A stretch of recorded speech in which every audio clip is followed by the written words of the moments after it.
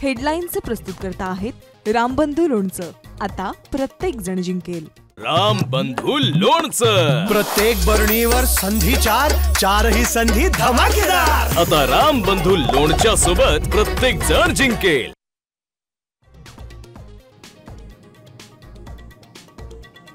नुकसानग्रस्त शेतकऱ्यांच्या मदतीसाठी राज्य सरकारकडून 2215 कोटींची मदत जाहीर। पुढच्या 8 दिवसात मदत खात्यात जमा होणार, मुख्यमंत्र्यांची माहिती।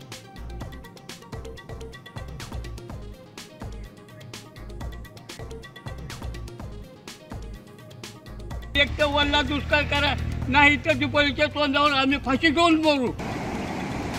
उभं पीक पाण्यात गेल्यामुळे बळीराजाच्या डोळ्यात पाणी। सरकारनं ओला दुष्काळ जाहीर करावा, अन्यथा दिवाळीत फाशी घेऊन मरू। नुकसानग्रस्त शेतकऱ्यांच्या व्यथा साम टीव्हीवर।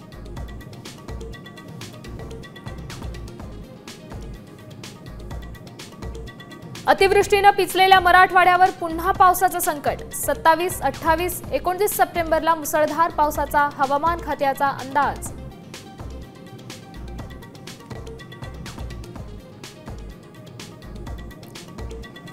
अनेक दुष्काळ पाहिले, मात्र असा ओला दुष्काळ पाहिला नाही। मराठवाड्यातल्या अतिवृष्टीवर शरद पवारांची प्रतिक्रिया। केंद्र आणि राज्य सरकारकडे मदतीची मागणी।